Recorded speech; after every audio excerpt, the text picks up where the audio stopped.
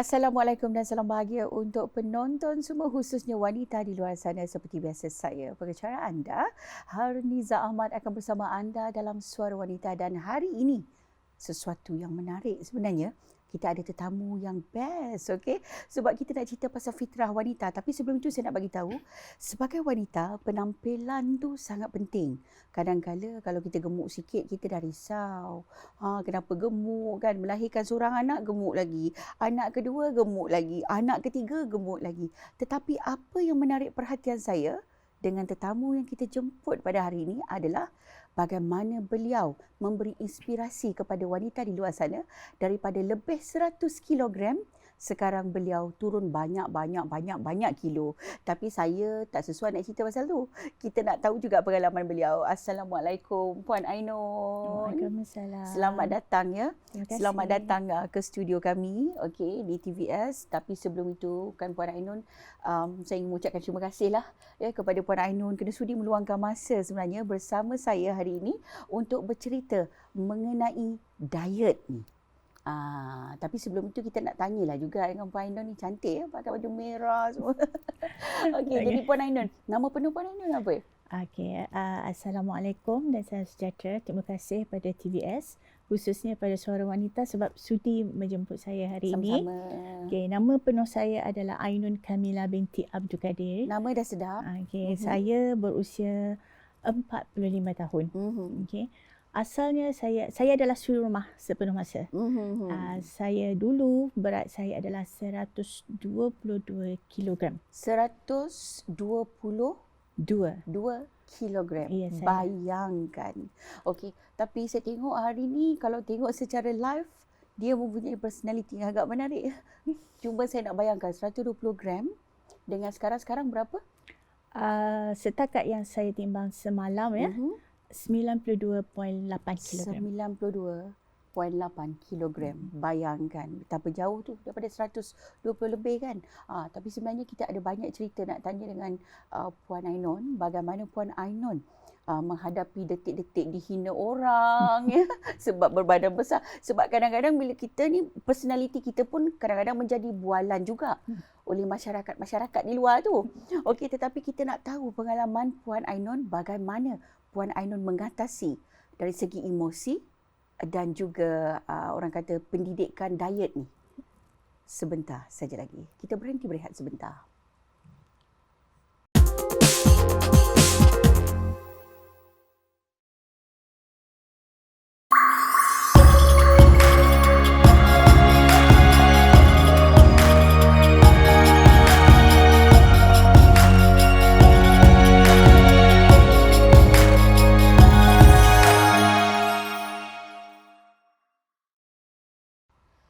Terima kasih kepada anda kerana masih lagi setia bersama saya dalam Suara Wanita. Dan seperti yang kita bincangkan di awal tadi, kita ada tetamu jemputan. Sesuatu yang cukup istimewa ya Puan Ainun ya. Saya melihat personality Puan Ainun sekarang agak berlainan sebab saya mengenali Puan Ainun ni. Okey, kalau dulu 123 kg. Jadi pasti ada ona-ona yang Puan Ainun hadapi. Maksudnya mungkin ada orang kata cacian daripada orang luar, masyarakat, kawan-kawan. Itu yang membuatkan kita rasa down. Sebab saya sendiri pun pernah mengalami. Semua orang pernah mengalami. Tetapi berbeza jika kita mempunyai personality yang kita panggil gemuk. Jadi bagaimana Puan Ainun menghadapi situasi begini? Saya macam seperti manusia biasalah. Bila kita dicaci, kita mungkin tersenyum di hadapan ya. Tapi dalam hati atau di belakang bila kita menangis, siapa yang tahu? Betul. Sebab kita sendiri yang ya, betul. Saya pernah orang panggil saya badak. Dan saya dipanggil gajah di kalangan komuniti ya. Sikit sebanyak ianya memang memberi kesan pada saya pada ketika itu. Dan ia bukan yang satu perkara yang senang, tapi apa yang saya buat, like walk in proud. Dalam masa yang sama, saya berusaha menggali ilmu bagaimana saya nak jadi lebih sihat tapi bukan kurus. Lebih sihat tetapi bukan kurus. Itu sesuatu yang menarik. Ya. Jadi saya mulakan dengan jaga makan. Saya exercise yang orang kata exercise kau-kau. Setiap hari saya berjalan tanpa batas, tanpa orang kata mengenal penat. 2 jam. Saya keliling kawasan rumah lah. Kawasan rumah ya. Kita panjat bukit, turun bukit. Sehingga saya mengalami kecederaan di lutut kanan saya. Jadi bila kita cedera, dia terbatas. Jadi apa yang saya nak buat? Di situlah titik permulaan saya kata saya kena belajar. Mula-mula adalah mencari ilmu jaga makan dan apakah yang boleh mensustainkan saya punya penjagaan makan itu untuk saya terus sihat. Kurus sihat. Itu bonus. Nampak tu. Kita kena sihat tetapi kurus itu bonus. Sesuatu yang menarik Puan Ainun. Dan saya tahu bahawa Puan sekarang ya sedang menjalani IF ataupun kita kenali sebagai intermittent fasting ya, ataupun pemakanan berkala. Okey, pemakanan berkala ni kalau kita tahu kalau intermittent fasting ni berpuasa ada 12 jam, 16 jam, 18 jam. Itu yang saya tahu ya. Tapi Puan Ainun bila mula IF ni, diet IF ni? Okay, selepas saya menjalani pembedahan pada tahun 2019 bulan Oktober, saya mulakan dengan diet dahulu. Diet. Saya buat adalah suku-suku separuh. Maksudnya suku-suku separuh, kalau kita makan separuh, kita kena makan suku? Suku nasi, suku protein, separuh campuran buahan dan sayuran. Tetapi di masa tu, berat badan saya turun tak banyak. Dan masa intermittent fasting ini keluar, dia famous sebab Lisa Suryani. Artis kita tu. Lisa Suryani. Saya menjadi berminat nak tahu apa IF ni. Betul, pastinya kalau kita sebelum kita nak memulakan sesuatu tu, kita kena ada inspirasi kita. Saya. Jadi saya Google. Kemudian, tapi masa tu saya tak orang kata mencari ilmu yang sepenuhnya. Apa yang saya buat? Saya bermula dengan puasa sebab saya kena ganti puasa banyak Puan Haniza. Jadi saya berpuasa. Jadi bila kita berpuasa, saya tak makan sahur. Di situ saya nampak ada sedikit perubahan berat. Tapi saya masih lagi amalkan pemakanan suku-suku separuh. Suku-suku separuh. Saya memang turun 20 kilo yang pertama adalah melalui puasa selama saya kira 8 bulan sampai hari raya 2019. 2020 hari raya. Kemudian dia naik balik because kita tak jaga makan hari raya. Sebab hari raya kan hari pertama hidangan tu lepas tu masuk hari kedua pula kan, sebab kalau kita kat Sarawak ni raya memang meriah you all. Kan. So dengan kek, dengan biskut. Dan bila berat badan naik, kita rasa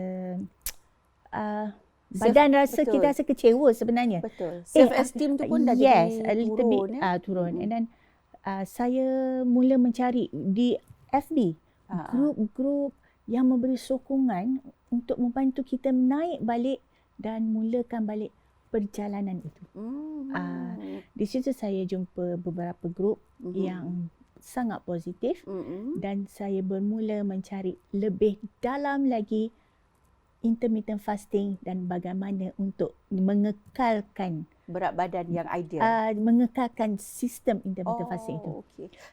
Jadi itu memang sungguh menarik sebab dalam kita membuat diet kita juga mampu ya mengembangkan orang kata perhubungan kita. Bersama rakan-rakan di luar sana melalui Facebook, kita mengkaji, mendengar pandangan mereka ya. Benda ni boleh makan ke? Yang ini boleh makan ke? Jadi kita kena ikut sebab mereka juga melalui benda yang sama. Betul tak Puan? Betul. Okey, dan kalau kita cerita pasal IF ni, saya pun dah tengok video semalam. Saya ada mengkaji sedikit mengenai IF. Ada setengah orang membuat IF dia ni ada masa kan? Ya, saya. Dia 12 jam. Macam Puan Ainun mula-mula nak mula IF ni 8 bulan yang lepas, Puan Ainun buat berapa jam? Saya bermula dengan 16 jam. 16 jam. Bermaksudnya ianya bermula masa tidur ke ataupun pagi dah wake up tu macam mana? IF atau intermittent fasting ni mula-mula saya nak tekankan ianya bukanlah diet. Tetapi ia adalah satu cara gaya hidup. Okey. Jadi kita nak bercerita gaya hidup IF. Yes, saya. Jadi kalau you all nak tahu apakah itu IF, ataupun puasa berkala ni, pemakanan berkala, apa yang boleh kita makan, apa yang tak boleh kita makan. Kita berjumpa selepas ini.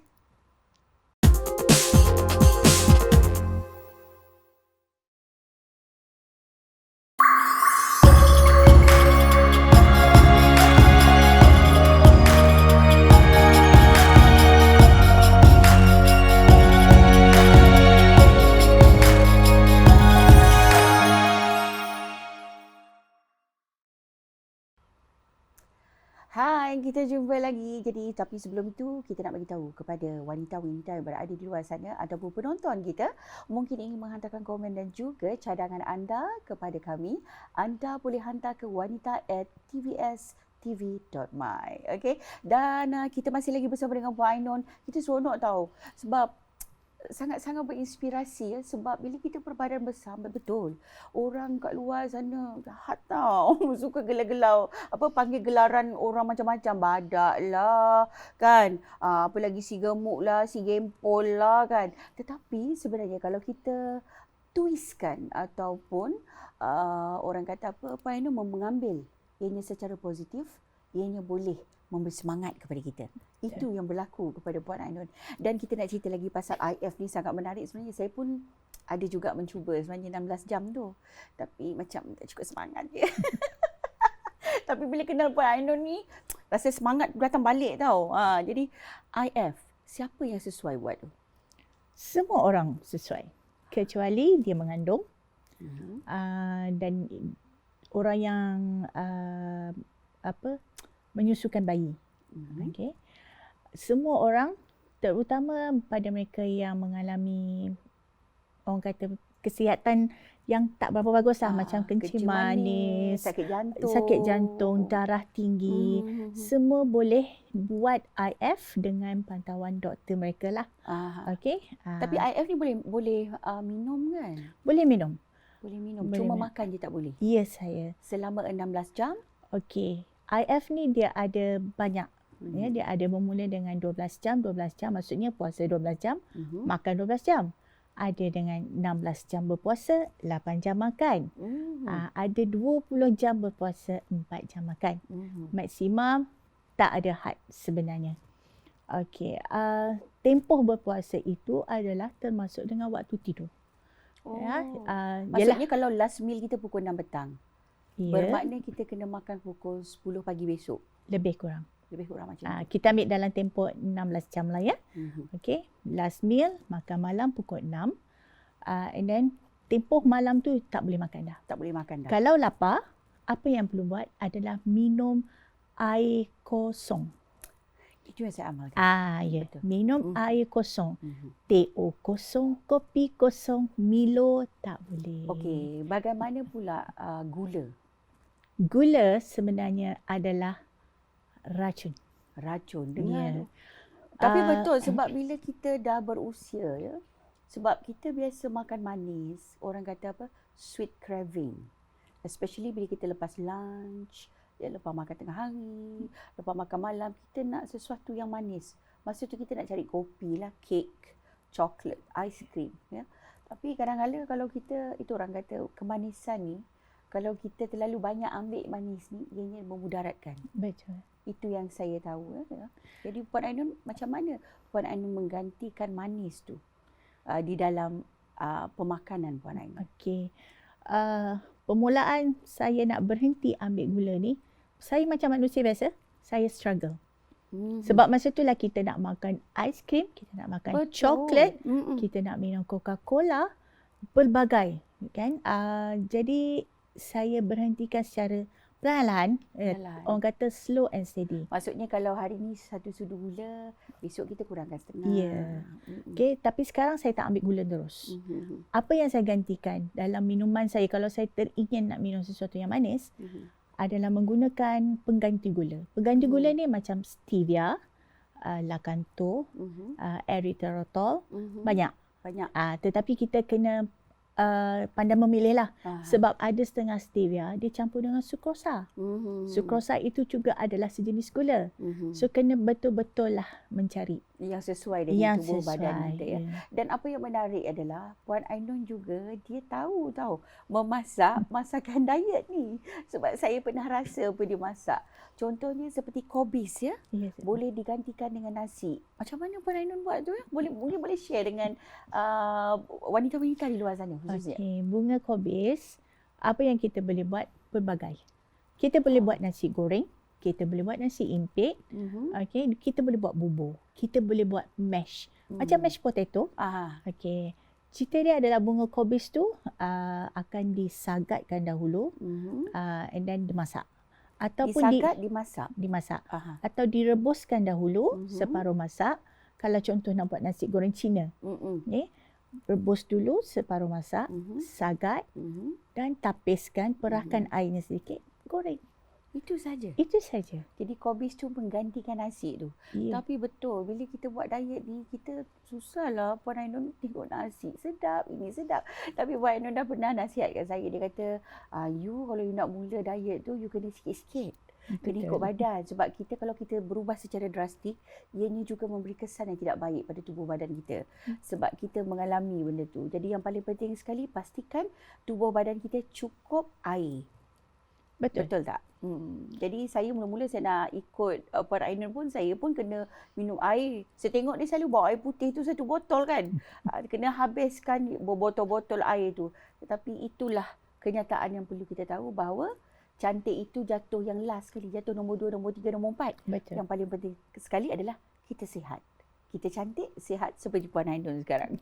Daripada 100 lebih kilo, sekarang dah sampai ke 92. Tak lama lagi terkejut saya tengok dia dah jadi model. Dah cantik pula tubuh badan dia ya. Okey, alhamdulillah. Jadi Puan Ainun, mengamalkan kehidupan yang sihat ni adalah kalau bagi mereka pecinta-pecinta makanan di luar sana, ianya agak susah. Betul. Okey, saranan Puan Ainun bagaimana nak memulakan kehidupan sihat dengan makanan yang sihat? Adakah tidur yang cukup itu penting atau bagaimana? Ya, tidur memainkan peranan. Okey, tidur ni semua orang boleh tidur. Tapi tak ramai orang boleh dapat tidur yang lena. Tidur yang lena ini paling berkualiti adalah dalam 1 jam ke 2 jam. Kenapa pentingnya? Ia adalah mengawal satu hormon dalam badan kita yang mengawal selera makan kita. Kita depres sangat pun tak bagus.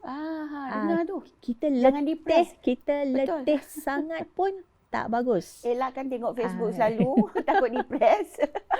Elakkan tengok IG, okey, takut depres. Kita tak nak depres, okey. Jadi Puan Ainun 16 jam, lepas tu kita ada 18 jam pula kan? Kita ada 8 jam untuk makan. 8 jam juga? Ya. Maksudnya 8 jam makan tu macam mana? 8 jam yang dibolehkan makan. Bermakna dah habis puasa 16 jam kita nak berbuka puasa kan? Makanlah. Kalau macam saya mengamalkan keto. So saya tak makan nasi. Tapi kalau macam Puan Haniza, permulaan nak makanlah nasi tu tapi kurangkan kuantiti. Kurangkan kuantiti. Ya. Kalau 2 sendok sekali belasah, kurangkanlah 1. Ya. So kiranya permulaan nak melakukan menjaga makan ni bukanlah sangat perkara yang mudah. Semua memerlukan kesabaran. Saya adalah pencinta makanan. Saya suka makan. Saya boleh nampak ni saya tahu. Kau takkanlah kan. Betul. Tapi apa yang saya buat, saya kurangkan secara perlahan-lahan. Okay, macam saya mulakan, saya kurangkan gula dahulu. Gula kena kurang. Saya kurangkan gula dahulu. Saya masih makan nasi kuantiti yang sama. Bila saya dah berjaya meninggalkan gula, saya kurangkan kuantiti nasi. Apa yang saya lebihkan adalah pada sayuran dan buahan dan protein. Itu dia. Sangat-sangat menarik ya. Dan bagaimana pula sebab kita berpuasa 16 jam, 18 jam, senaman tu. Perlu tak senaman tu Puan? Senaman sebenarnya bagus untuk jantung dan juga otak. Adakah ia membuatkan kita kurus? Ya dan tidak. Tapi dia membantu, ya. Membantu. Senaman itu membantu kita untuk menurunkan berat badan. Ya. Sebab sekurang-kurangnya kita tahu kadang-kadang wanita bila dah kahwin, dah ada anak, kalau tak gemuk susah juga kan. Nanti orang kata, wah dia ni kan melentik lah pula. Tapi kadang-kadang kita punya keturunan juga ya tubuh badan kita ni. Ya kadang-kadang mungkin daripada gen kita. Mak bapak kita tak gemuk, jadi kita tak gemuk. Tapi ada juga jenis mak yang gemuk, bapak dia tak gemuk, tapi anak pula gemuk. Keturunan juga. Tapi apa yang paling penting sekali, kita sentiasa mengamalkan kehidupan yang sihat. Itu paling penting. Bak kata Puan Ainun, cantik tu tak penting. Sihat tu penting. Okey. Terima kasih banyak Puan Ainun, dan mungkin ada kata-kata akhir kepada mereka di luar sana yang untuk memberi semangat kepada wanita-wanita di luar sana. Okey, untuk wanita di luar sana, letakkan keutamaan untuk sihat. Kerana bila anda sakit, tak ada orang nak jaga. Kena jaga diri sendiri. Kena jaga diri sendiri. Kurus itu adalah bonus, merupakan macam kita dapat hadiah, kita buka surprise. Macam saya tak target untuk kurus. Okay? Tapi saya target sihat. Sihat, alhamdulillah. Seiring datang dengan itu adalah lemak-lemak hilang. Saya dah boleh pakai baju saiz L. Itu penting. Okay? Walaupun berat badan, orang kata patutnya pakai saiz XL. Okey, begitulah. Sebenarnya masa begitu cemburu pada kita. Terima kasih banyak Puan Ainun kerana sudi datang ke studio. Untuk anda semua yang berada di luar sana, teruskan menonton kami di TV Sarawak. Assalamualaikum. Salam sejahtera. Saya hos anda, Harniza Ahmad, Suara Wanita.